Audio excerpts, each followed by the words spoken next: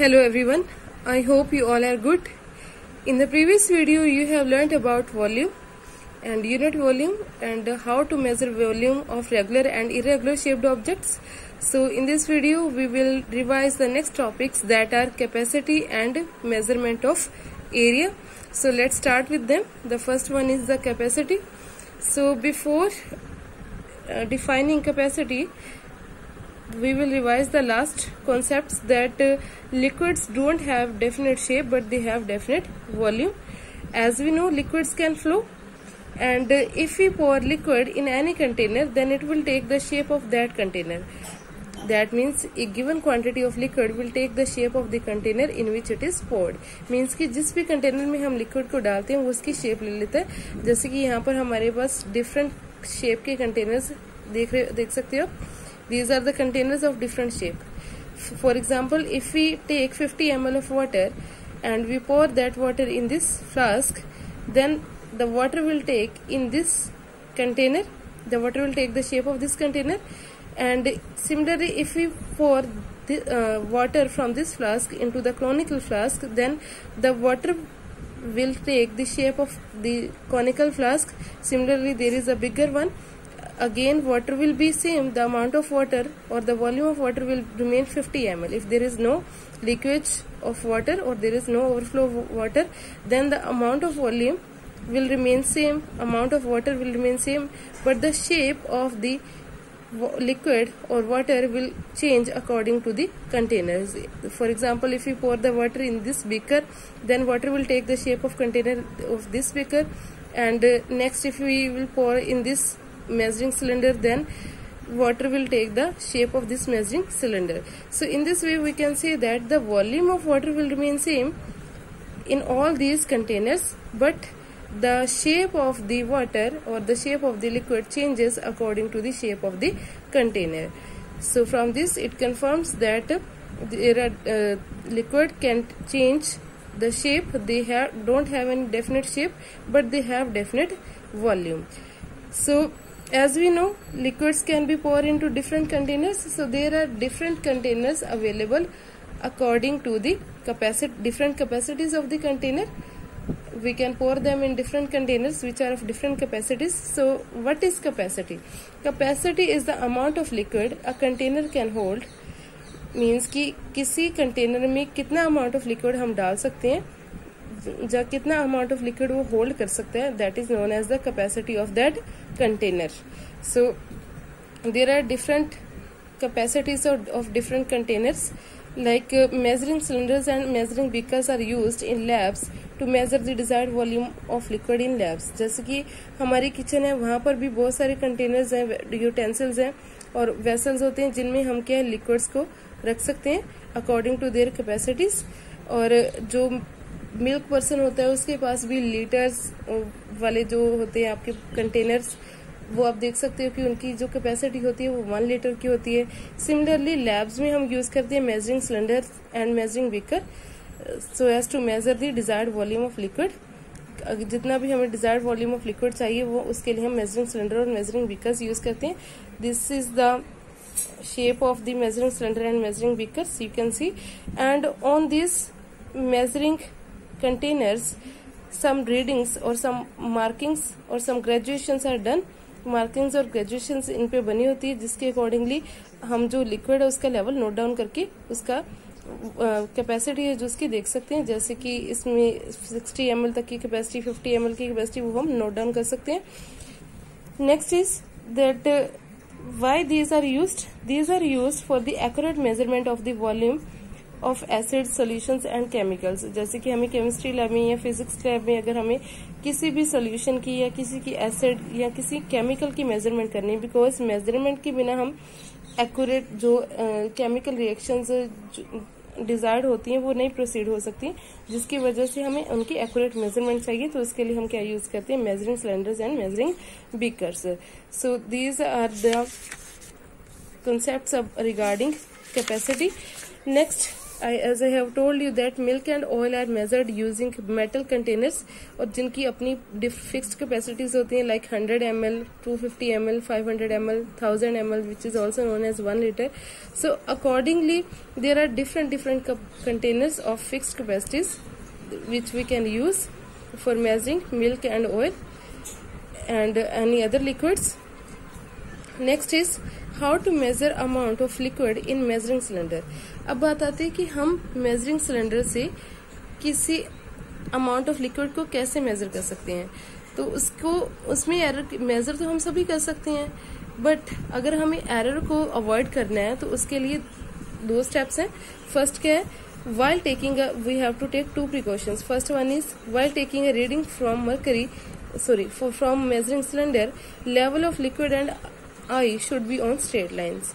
Means कि जब भी हम रीडिंग ले रहे हो मेजरिंग सिलेंडर से, तो जो लेवल ऑफ लिक्विड है, लेवल ऑफ लिक्विड मीन्स कि जैसे हम इसमें बात करते हैं, ये मेजरिंग सिलेंडर है, तो यहाँ पर अगर हम यहाँ तक अगर हमने लिक्विड डाला है तो उसका जो लिक्विड का लेवल है वो क्या है, रीडिंग के बिल्कुल सामने होना चाहिए, मार्किंग बिल्कुल मार्किंग पे होना चाहिए, चाहे वो ये मार्किंग है चाहे कोई भी मार्किंग है, तो वहां पर होना चाहिए, ना कि 2 मार्किंग्स के बीच में. तो वो हमें एग्जैक्ट क्लियर नहीं होगा. उसके लिए भी हम आगे देखेंगे कि कैसे हम उसको मेजर कर सकते हैं. So that's why for it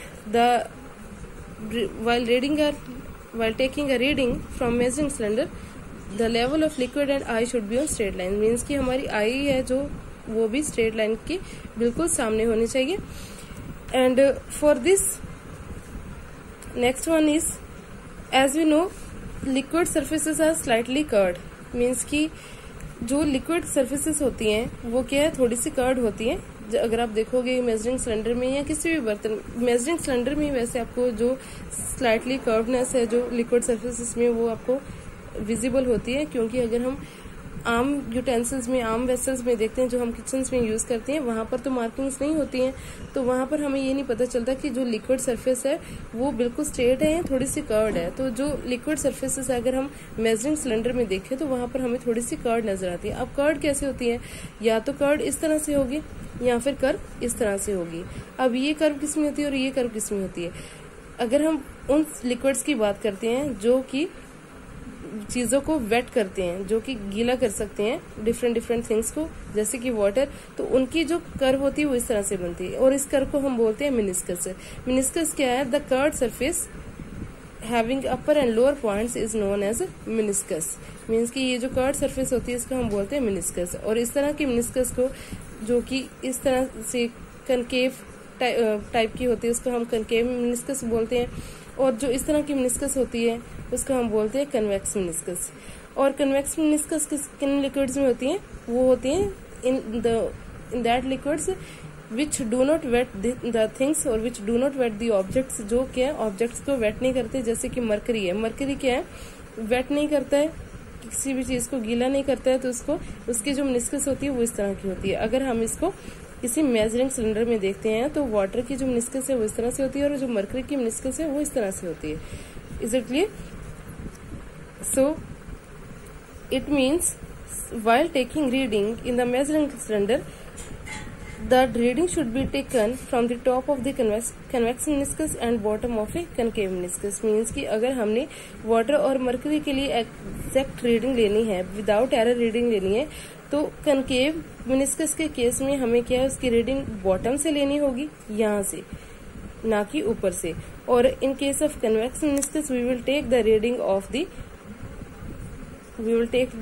the liquid from the upper point of the meniscus. Means कि उसके टॉप से लेंगे हम. तो यहाँ पर हम जो अपनी आई का लेवल रखेंगे, ना कि यहाँ पर, और इसमें हम अपनी आई का लेवल है जो यहाँ पर रखेंगे, ना कि यहाँ पर. तो इस तरह से हम जो है एग्जैक्ट और एक्यूरेट रीडिंग ले सकते हैं. Next is the measurement of area. So firstly we will define what is area. As we know, area is the space covered by or occupied by a plane or 2-dimensional figure. जो plane figures होती हैं उनको हम 2-dimensional figure भी बोलते हैं. Dimensions का मतलब मैंने आपको कल भी बताया था, dimensions means length, breadth and height. और जो प्लेन फिगर्स होती हैं उनकी तो 2 ही डायमेंशंस होते हैं, लेंथ एंड ब्रेड्थ. तो मतलब क्या है कि कितनी लेंथ और कितनी ब्रेड्थ कवर की है किसी ऑब्जेक्ट ने, उसको हम बोलते हैं इसका एरिया. बट अगर हम 3 डायमेंशंस डायमेंशनल ऑब्जेक्ट्स की बात करते हैं तो उसके लिए आती है term volume. So the space occupied by a 3-dimensional figure is known as volume, but the space occupied by a plane or 2-dimensional figure is known as its area. As we know, area is a derived physical quantity because there are two types of physical quantities, fundamental and derived. Derived are those which depend on the fundamental quantities. क्योंकि area को हम derive कर रहे हैं length से, because area किसके equal होगा, length into breadth, और जो breadth है वो भी एक तरह की length है. So we can say that area is a derived quantity that is derived from length. Next is the SI unit of area, that is meter square. The SI unit of meter square, or it is also read as a square meter. And there are some other units of area also accordingly, as if we have to measure area of large surfaces like of fields, farms and houses, then we will use the units of area like kilometer square and hectare. These are the bigger units or larger units of area. पर अगर हमें smaller areas मतलब smaller surfaces का area find out करना है तो उसके लिए हम जो units है वो use करते हैं millimeter square, centimeter square and decimeter square. So next we will study the relationship between different units of area. 1 millimeter square को हम लिख सकते हैं 1 millimeter multiplied by 1 millimeter, and we know 1 millimeter is equal to 10 raised to power minus 3 meter. So it will be equal to 10 raised to power minus 3 meter multiplied by 10 raised to power minus 3 meter. So it will be equal to 10 raised to power minus 4 meter square. Means कि हम हर unit of area को meter square की form में लिख रहे हैं. 1 centimeter square we know it will be equal to 1 centimeter multiplied by 1 centimeter, that will be equal to 10 millimeter multiplied by 10 millimeter, because 1 centimeter is equal to 10 millimeter. So it will be equal to 10 raised to power 2 millimeter square. तो हम फिर से इस millimeter square को इसमें change कर सकते हैं मीटर स्क्वायर में, because we know 1 millimeter square is equal to 10 raised to power minus 6. यहाँ पर आना था minus 6 meter square, because it is equal to 10 raised to power minus 3 into 10 raised to power minus 3. So it will be equal to 10 raised to power minus 6 meter square. तो यहाँ पर हम इसकी value put करके centimetre square की value metre square में निकाल सकते हैं. Similarly 1 metre square we know, अगर हमें इसको सेंटीमीटर स्क्वायर में लिखना है 1 metre is equal to 100 centimetre. So it will be equal to 10 raised to power 4 centimetre square, because there are 4 zeros. Next is 1 hectare, it will be equal to 100 metre into 100 metre. Means 1 hectare क्या होता है, 100 metre की length और 100 metre की breadth अगर किसी surface की होती है तो उसको हम बोलते हैं 1 हेक्टेयर, और that will be equal to 10 raised to power 4 metre square. And 1 kilometre square will be equal to 1000 metre square multiplied by 1000 metre square. So it will be equal to 10 raised to power 6 metre square. So these are the relationship between different units of area. Next is how we can measure area. As we know, there are two types of objects which are having regular and irregular shapes. एक होते हैं regular shaped objects और दूसरे होते हैं irregular shaped objects. So firstly we will see how we can measure the area of regular shaped objects or regular surfaces. तो जैसे कि हमारे पास कुछ 2D figures होती हैं, जैसे squares है, circle है, triangle, parallelepiped, rectangle, all these are the 2-dimensional figures. तो 2-dimensional figures है, then we find out the area. Means कि इनकी दो ही dimensions होंगी, length और breadth. Now first is the square. Square हमें पता है कि square की हर side क्या सेम होती है, और उस side को हमने denote कर लिया a के साथ, और area इसका किसके इक्वल होगा, फिर area square will be equal to length into breadth, that will be equal to a multiplied by is equal to a square. Next is circle. Circle का जो एरिया होता है that is equal to pi r square, where r is the radius of the circle. Here pi is the constant that can have the value of 22/7 or 3.14, as I have already told you. Next is triangle. The area of triangle is half multiplied by base of the triangle multiplied by height of the triangle. This you can see, this is the height of the triangle, और ये जो है base है triangle का, so this is equal to half multiplied by base multiplied by height. Next one is area of rectangle, that is equal to base multiplied by height, और we can write then length into breadth. यहाँ पर वो base और height की, कई बार base और height की term में डिफाइन कर रहे हैं और कई बार लेंथ और ब्रेड्थ की, तो हम इसको लेंथ और मल्टीप्लाइड बाय ब्रेड्थ भी बोल सकते हैं, और we can say that this is the base and this is the height, so it will be equal to base into height. Next is parallelogram, that is same like triangle, just it is tilted triangle rectangle. So this is the height of this parallelogram and this is the base, so the area will be same like that of the rectangle, that is equal to base into height. Next is the trapezoid. The shape of the trapezoid is like this, and there are two bases of the trapezoid. first is this and second is this. Let we denote this base by b1 and this be b2, and this is the height of the trapezoid. So the area of the trapezoid will be equal to b1 plus b2 divided by 2 multiplied by h. So if we know the values of base and height of these rectangles or parallelograms, and length and breadth of a square and any other shape, then you can find out the area of these regular shapes by putting the values in the formulas, and then you will get the area of that particular shape, because we can find out the area of these regular shapes by definite formula. ये जो हमारे पास different formulas है, different shapes है, इनकी help से हम जो area है वो फाइंड आउट कर सकते हैं. डिफरेंट फार्मूलाज हमारे पास गिवन है किस डिफरेंट शेप्स के लिए, तो यहाँ से हम क्या है फॉर्मूला से उनका जो एरिया वो फाइंड आउट कर सकते हैं. अगर हमारे पास जैसे कि सर्कल है उसका रेडियस गिवन है तो उसकी वैल्यू हम पुट करके फॉर्मूला में उसकी वैल्यू फाइंड आउट कर सकते हैं एरिया की. सिमिलरली ट्रायंगल की एरिया हम फाइंड आउट कर सकते हैं. तो इस तरह से हम डिफरेंट फार्मूला से डिफरेंट एरियाज फाइंड आउट कर सकते हैं. बट इरेगुलर शेप्स की जो एरिया है उसको हम कैसे फाइंड आउट करेंगे, that we will see in the next video, and I have already explained you but we will revise that. So I hope this concept will clear to you. Thank you.